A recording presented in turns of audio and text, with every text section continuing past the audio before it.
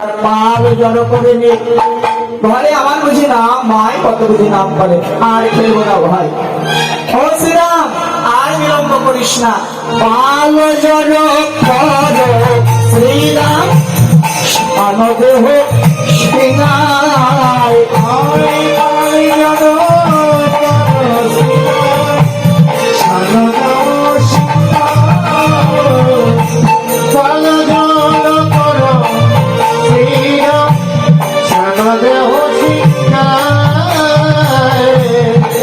ভনে বিশ্বম খাই ভাই নাম করে মাল ভনে বিশ্বম খাই ভাই নাম করে বলেন নানা শ্রীরামা খেলব না ভাই নানা শ্রীরামা খেলব না ভাই নানা শ্রীরাম আর খেলবো না ভাই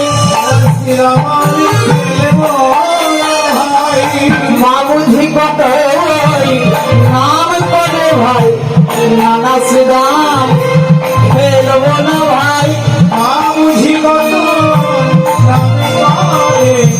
নানা শ্রীরাম খেলবো পাল জড়ো করেন একবার কোন পাল ওই ধেনুর পাল নবলক্ষ ধেনুর পাল একত্রিত করে আর খেলা ভালো লাগে ঘরে বুঝে আমার মা কতই নাচ করে শ্রীরাম তখন বলে কানাই ঘরে কি শুধু তোর একা মা নাম করে আমাদের ঘরেও তো মা রয়েছে আমাদের মারাও তো নাম করে কানাই বলে তোদের ঘরেও তোদের মায়েরা নাম করে কিন্তু তোদের প্রতি তো কোনো বিষম লাগে না কেন শ্রীরাম আমাদের বিষম লাগছে না কেন কানাই তখন শ্রীরামকে বলে শ্রীরাম তোদের যে কৃষ্ণ নিবেদিত প্রাণ তোদের মায়েরা যখন তোদের নামে বিষম করে শ্রীরাম সমস্ত বিষম এসে আমায় লাগে ভক্ত নিবেদিত প্রাণ তো শ্রীরামরা গোবিন্দের চরণে সর্বস্ব সঁপে দিয়েছে তো শ্রীরামের মায়েরাও শ্রীরাম সুদামের নামে ডাকছে কিন্তু শ্রীরাম সুদামের নামের যে বিষমগুলো সেই বিষমগুলো সমস্ত গিয়ে গোবিন্দের কাছে গিয়ে লাগছে তো বলছে তোদের ঘরেও তো মা রয়েছে আমার ঘরেও মা রয়েছে শ্রীরাম চল ভাই ঘরে ফিরে যায় শ্রীরাম তখন বলে কানাই ঘরে কি আমাদের মা নেই এই বৃন্দাবনে কি তোর শুধু একাই মা রয়েছে কানাই তখন বলে ওগো শ্রীরাম আমার মা যশোমতী আমায় বড় সাধন করে লাভ করেছে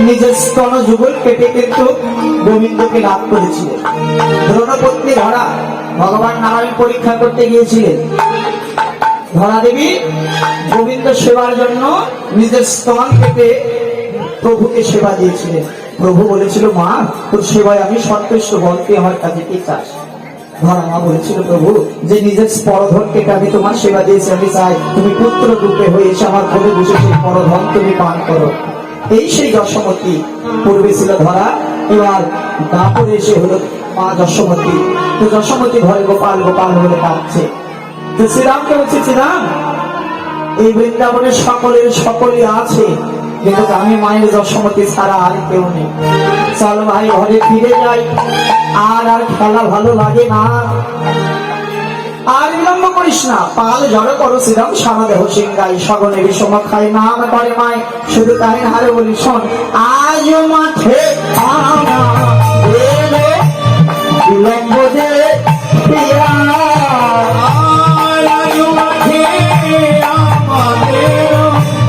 বিলম্ব দে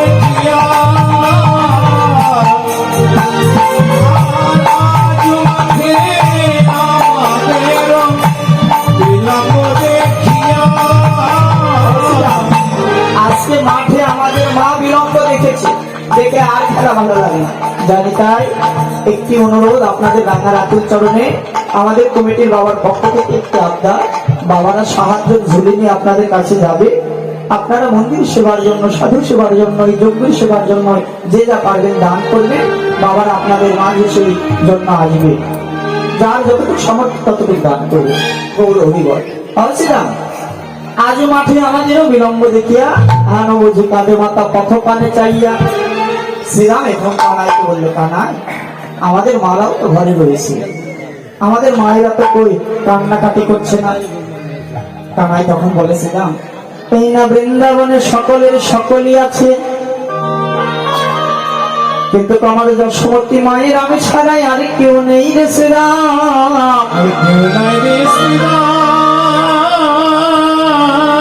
কেবল আমি যে মায়ের শ্রীরাম একা গোপাল। শ্রীরাম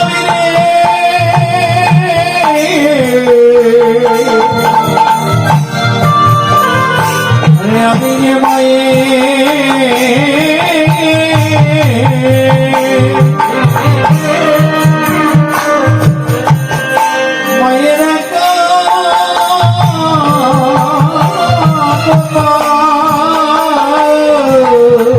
জগতে সকলেরই শ্রীরাম সকলই আছে, কেবল আমি যে মায়ের একা গোপাল। জগতে সকলেরই তো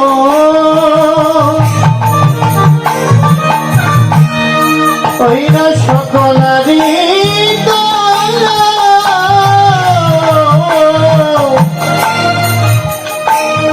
ওই না সকলই আছে,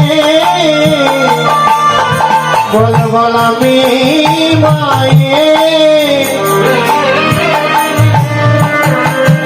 ওই না একা গোপাল। এই জগতে মা কাঁদানো ভালো নয়, মা নাই যার ঘরে সংসার অরণ্যতার। এই জগতে যাদের ঘরে মা নেই শ্রীরাম, তারাই বোঝে মা হারানোর কি জ্বালা। আমি তো জনমের মতো মা হারিয়েছি এক, কংসের কারাগারে বসে থেকে আমার জনম দক্ষিণী মা কাঁদে। এই বৃন্দাবনে তো আমার আরেক মা যশোমতী ঘরে বসে থেকে কাঁদে। চলো ভাই ঘরে, শুধু ভগবান লীলা করলেন না, জীবকে শিক্ষা দিয়ে গেলেন। দেখো শুধু তোমরা আমাকে ডাকলে হবে না, তার সঙ্গে তোমাদের আদি গুরু পিতা মাতার চরণে ভক্তি শ্রদ্ধা রাখো। মায়ের চরণে যদি ভক্তি যদি রাখতে পারো, তোমাদের ভজনে বাড়বে শক্তি। কিন্তু সবচাইতে লজ্জার বিষয় কি জানো বাবা, এই বর্তমান সমাজে বর্তমান সময় অনুযায়ী আমাদের সনাতন ধর্মে দেখবেন পরিবারের সকলের যদি সম্মান হয়, দেখবেন মা বাবার সম্মান হয় না, মা বাবার সম্মান হয় না। একটি মা দেখবেন 10টি সন্তানকে মানুষ করতে পারে, কিন্তু 10টি সন্তান একটি মাকে দেখতে পারে না। মা বিচার করে ভালোবাসে না। ছোটবেলায় যখন মায়ের 5টি ছেলে মেয়ে থাকে, দেখবেন 5টি ছেলে মেয়েকে কিন্তু ভাগ করে ভালোবাসে না, যে ওকে 2 মাস ভালোবাসবো, ওকে 1 মাস ভালোবাসবো। 5টি সন্তানকে কিন্তু সমান ভাবে কিন্তু ভালোবাসে। কিন্তু সন্তানরা যখন বড় হয়ে যায়, কর্মিষ্ঠ হয়ে যায়, তখন মা হয়ে যায় ভাগের মা। কোন সন্তানের কাছে 5 মাস, কোন সন্তানের কাছে 6 মাস।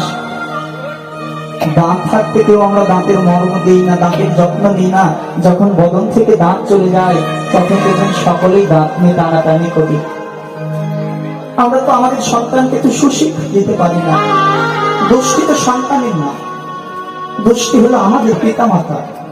আমাদের বিপরীত ধর্ম ইসলাম ধর্মের দিকে তাকিয়ে দেখুন, তারা তাদের সন্তানকে দেখবেন প্রতিদিন না হলে অন্তত শুক্রবারে তাদের পবিত্র দিনে ছোট ছেলের থেকে দেখবেন হাত ধরে নিয়ে যায়, তাদের পবিত্র স্থানে মসজিদে নিয়ে যায়, ভগবানের জন্য, ঈশ্বরের জন্য, আরাধনা করবার জন্য। কিন্তু দেখবেন আমরা আমাদের ছেলে মেয়েদের বড় হয়ে যায়, তারপর আমাদের ছেলে মেয়েদের হাতে একটি গীতা গ্রন্থ দিয়ে বলি না, বাবা একটি গীতার শ্লোক অধ্যয়ন করে একটু পর। লজ্জার বিষয় আমাদের। নিজের জন্মগ্রহণ করে দেখবেন আমরা নিজের ধর্মকে চিনি না, জানি না, নিজের ধর্মকে জানবার কখনো চেষ্টাও করি না। তো পৃথিবীতে সকলের ভালোবাসা থাকলেও দেখবেন সন্তানরা বড় হয়ে গেলে সংসারে বৃদ্ধ পিতা মাতার আর ভালোবাসা থাকে না। জন্ম দেখিনি 1 মা সন্তানকে বড্ড বড় করে ভালোবাসা দিয়ে মানুষ করেছিলেন, বড় সাধ করে বিবাহ দিলেন পিতা মাতারা মেয়েকে। বিবাহর পর বছর ঘুরতে ঘুরতে মায়ের কোল আলো করে সন্তান এলো। ওই ছেলেকে আঁকড়ে ধরে মা বারবার স্বপ্ন দেখলো, 2 বছরের মাথায় তার স্বামী বিয়োগ হয়ে গেল, স্বামী মারা গেল। মাগো, জগতে যদি কোনো সন্তানের যদি পিতা যদি মারা যায়, মা কিন্তু ছেলেকে খাইয়ে পরিয়ে মানুষ করতে পারে, কিন্তু কোন সন্তানের যদি মা যদি মারা যায়, সন্তানটা কিন্তু দেখবেন অনাথ হয়ে যায়, এতিম হয়ে যায়। তো বাবা মারা গেল, মা ভাবলেন আমি জীবনে খাই বা না খাই আমার ছেলেকে মানুষের মতো মানুষ করব। ছেলেকে সুশিক্ষায় মানুষ করবার জন্য লোকের বাসায় দাসত্বগিরি ঝিয়ের কাজ শুরু করলেন। সারাদিন কাজ করে যতটুকু ভাত বা যতটুকু খাবার পায় নিয়ে এসে ছেলের মুখে তুলে দেয়, বাবা তুই খা। ছেলে তখন বলে মা তুমি খেয়েছো? মা তখন বলে খোকারে তোর পেট ভরলে আমার পেট ভরে যাবে, তুই খেয়ে নে বাবা। নিজে খেয়ে না খেয়ে সন্তানকে মানুষের মতো মানুষ তৈরি করলেন। সন্তান যখন স্কুলে চলে যায়, জনম দুঃখিনী মা ওই স্কুলের পথপানে চাইলে বসে থাকে, কখন তার সন্তান স্কুল থেকে এসে তাকে একবার মা বলে ডাকবে। মা ডাকে এত সুধা রয়েছে। দেখতে দেখতে সন্তান বড় হয়ে গেল, মায়ের বড় স্বাদ ছিল সন্তানকে আমি ডাক্তার তৈরি করব। সন্তান বড় হয়ে ডাক্তার হয়ে গেল, 1 তলা বাড়ি থেকে 7 তলা বাড়ি হয়ে গেল। ঘরে নবপরিণীতা বধূ বৌমা এলো। দেখতে দেখতে মা বৃদ্ধ হয়ে গেল। যে মায়ের থাকবার কথা ছিল 7 তলায়, সে মাকে নিয়ে এসেছে এবার 1 তলায়। ছেলের বউ তার স্বামীকে বলে দেখো তোমার মায়ের বয়স হয়ে গেছে, বৃদ্ধ হয়ে গেছে, এই বাড়িতে কখন কোথায় নোংরা করে, কখন প্রস্রাব পায়খানা করে, এই এক ফ্ল্যাটে রাখা যায় না। আমরা ডাক্তার আমাদের একটা প্রেস্টিজ করেছে, বড় বড় লোকজনদের সঙ্গে উঠা বসা। তোমার মাকে এই বাড়িতে আর দেখো না, তোমার মাকে কোনো বৃদ্ধাশ্রমে রেখে আসো। সহধর্মের কথা অনুযায়ী নিজের মাকে গাড়িতে উঠালেন নিজের ছেলে। গাড়িতে উঠানোর পর মা তখন সন্তানকে বলছে বাবা তুই তো আমার বাড়ি থেকে তো কোনোদিন তো বের করিস নি, আজকে গাড়ি করে কোথায় নিয়ে যাচ্ছিস? আমাকে ঘুরতে নিয়ে যাচ্ছিস? ছেলে আর মুখ ফুটে বলতে পারছে না, মা আমি তোমাকে বৃদ্ধাশ্রমে নিয়ে যাচ্ছি। মায়ের কাছে আর বলতে পারছে না, নিয়ে চলে গেল বৃদ্ধাশ্রমের দ্বারে। মা দরজাকে খুলবার পর নিচে নেমে দেখে কত বৃদ্ধ মারা পথের দিকে চালিয়ে খোকা খোকা গোপাল গোপাল বলে কাঁদছে। মা বুঝতে পারলো আমার আর সংসারে জায়গা নেই, আমার ছেলে আমাকে বৃদ্ধাশ্রমে রাখবার জন্য এনেছে। বৃদ্ধাশ্রমের ভিতরে নিয়ে গিয়ে মাকে রাখলো। সন্তান যখন চলে যায়, পিছন থেকে জনম দুঃখিনী মা ছেলের হাতটি টেনে ধরেছে। বাবা রে, আমি লোকের বাসায় যখন ঝিয়ের কাজ করতাম, যখন আমার খেতে দিত আমি না খেয়ে এনে তোর বদলে তুলে দিতাম। তুই যখন স্কুলে চলে যেতিস বাবা, আমি স্কুলের পথে বসে থেকে কাঁদতাম, কখন একবার এসে দৌড়ে এসে আমার বুকে জড়িয়ে ধরে আমাকে মা বলে ডাকবি। শিশুবেলায় আমি আমার পিতা মাতাকে হারিয়েছি, বিবাহের 1 বছর পর তোর বাবাকে আমি হারিয়েছি। ভেবেছিলাম তোকে আঁকড়ে ধরে আমি জীবনে বাঁচবো, তো শেষের দিনে যদি আমাকে একা রেখে চলে যাস বাবা, মৃত্যু সজ্জায় যেদিন পড়ে থাকবো আমার মুখে গঙ্গা জল খেয়ে দেবে, বল যাস না বাবা আমায় একা রেখে। আমি সব সইতে পারবো, কিন্তু তোর বদল না দেখতে যে থাকতে পারবো না বাবা, যাস না। মায়ের কোনো কথাই আর শুনলো না, ছেড়ে চলে গেল। খোকার বিরহে কাতর হয়ে মা কাঁদতে কাঁদতে কাঁদতে অচৈতন্য হয়ে পড়ে যায়। ওই বৃদ্ধাশ্রমে যেসব নার্স যারা সেবায় ছিল তাদেরকে বলে আর শুধু ফোন করে আমার ছেলেকে একবার এনে দাও না আমার কাছে, আমি আমার ছেলের মুখকে একটিবার দেখবো। দেখতে দেখতে একদিন ছেলে এসে দাঁড়িয়েছে, মা তুমি বারবার আমায় ফোন করে এভাবে বিরক্ত করো কেন? জানো না আমি ডাক্তার, আমার কাজ নিয়ে ব্যস্ততা, সবসময় আমার এভাবে বিরক্ত করলে হয়? আমায় ডেকেছো কেন, কি প্রয়োজন বলো? বৃদ্ধ মা তখন বলছে বাবা রে, ছোটবেলায় গরিব ঘরে জন্ম নিয়েছিলাম, গরমের অভ্যাস সহ্য করার ছিল, কিন্তু তুই যখন 7 তলা ফ্ল্যাট বাড়ি করলি, ফ্যানের মধ্যে থাকতে থাকতে অভ্যাস হয়ে গেছে বাবা। এই বৃদ্ধাশ্রমে তুই আমাকে যে ঘরে রেখেছিস বাবা, দেখ কোনো ফ্যান নাই বাবার, আমি গরমের জ্বালা সহ্য করতে পারি না বাবা, আমার এত একটা ফ্যান লাগিয়ে দিবি বাবা। ছেলে তখন বলে, মা দুদিন বাদে তো মারাই যাবে, তোমার ফ্যানের কি প্রয়োজন? মা তখন বলে, বাবা রে তোরও তো একটি ছেলে হয়েছে, বলা তো যায় না, এই বৃদ্ধাশ্রমে এই ঘরে তোকে নিয়ে এসে তোর ছেলে রাখলো। আমি মা নয় আজ গরমের জ্বালা সহ্য করছি, যেদিন তোকে তোর সন্তান এই বৃদ্ধাশ্রমের এই ঘরে নিয়ে এসে রাখলো সেদিন তুই তো সহ্য করতে পারবি না রে বাবা।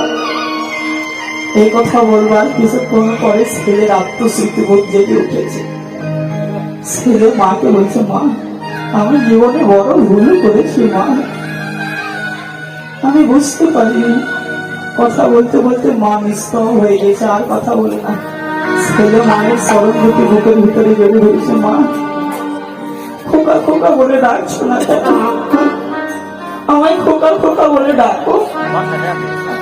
দেখতে দেখতে মায়ের দেহ থেকে প্রাণ পাখি বিদায় নিয়ে নিয়েছে, মা মারা গেছে।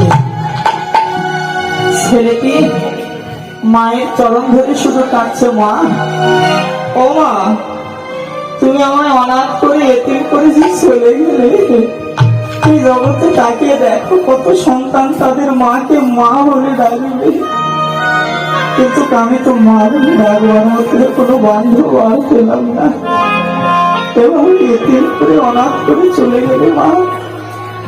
জগতে এই ব্যথা সকলে বুঝবে না, যারা অকালে মা হারিয়েছে, যারা ওই মায়ের সুখ বদনটা আর দেখতে পায় না, এই ব্যথাটি তারাই বুঝে।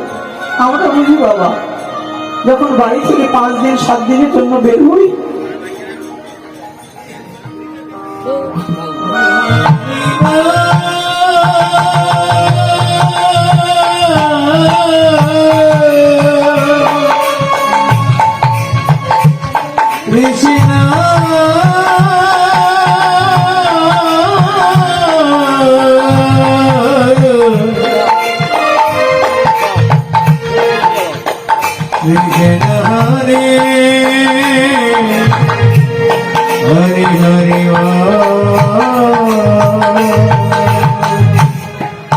আমরা বুঝি বাড়ি থেকে যখন চলে আসি আপনাদের মাঝে, বাড়ি থেকে মা ফোন করে বারবার বলে, বাবারে খেয়েছিস? যেদিন এই ফোন করার মতো কোনো মানুষ থাকবে না, সেদিন বুঝবো মা হারা ভর্তি যারা। তো কানাই শ্রীরামকে বলছে, শ্রীরাম এই বৃন্দাবনে আমার যশোদের সকলে রয়েছে, কিন্তু আমার যশোমতী মায়ের আমি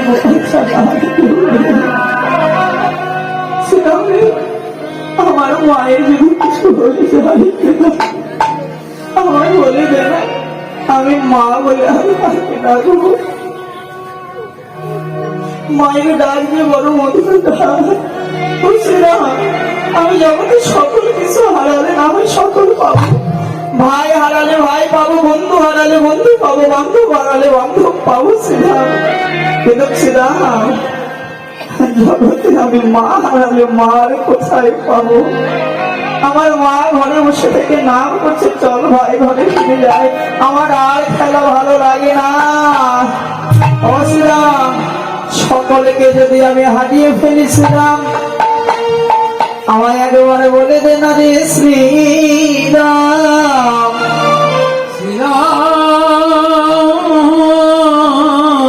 জগতে আমি মা হারালে মা,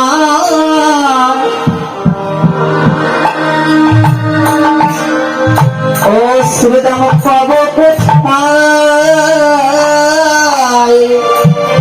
জগতে মা হারালে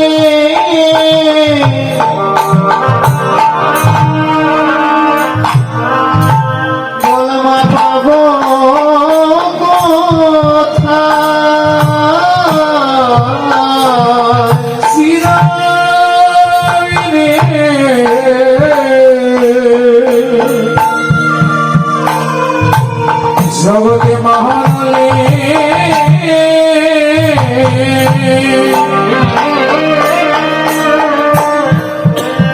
ওই মহাপাপ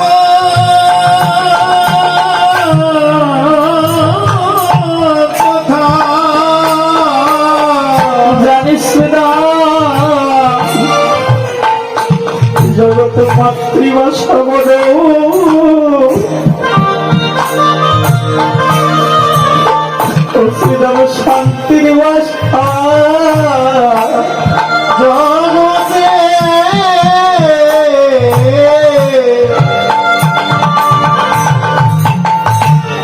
ওই না মায়ের বাসা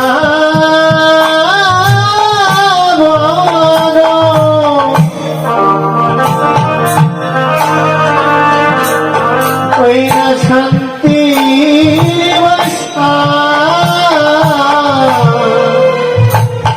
আমার মা যদি আমায় ছেড়ে চলে যায় ওই বৃন্দাবনের পথের ধারে বসে বোধাময় গোপাল গোপাল বলে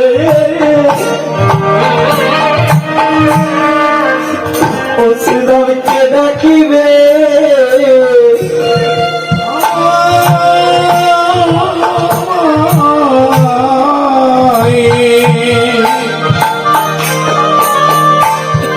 শ্রীরামে বলে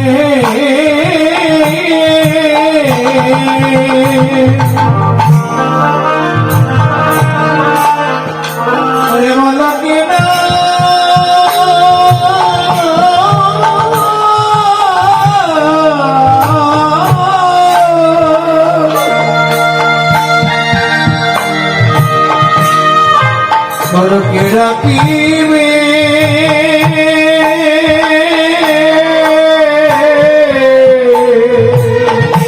আমায় গোপাল গোপাল বলে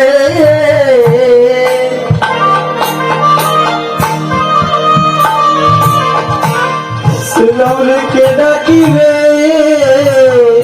আমায় গোপাল বলে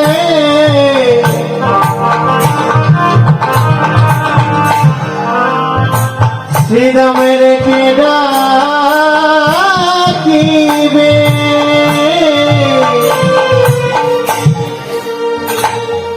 মাতৃভাষা বড় শান্তির ভাষা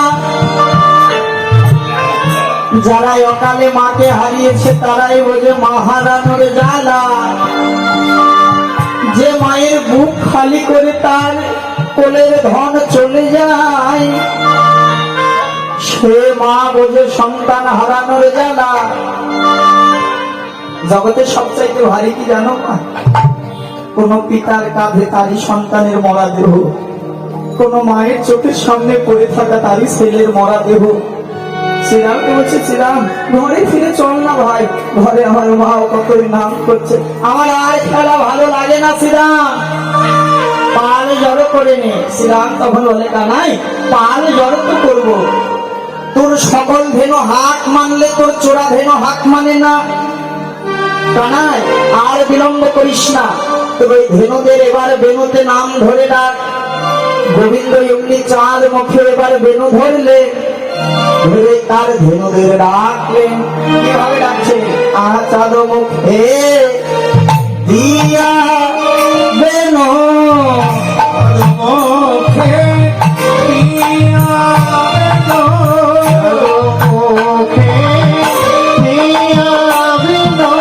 মুখে দিয়া বেনু নাম লইয়া সব ধেনু মুখে দিয়া বেনু নাম লইয়া সব ধেনু ডাকিতে না হীন উচ্চ স্বরে অতি আহামনি রে ডাকিতেলা আহামরি রে ডাকিতেলা আহামরি রে ডাকিতেলা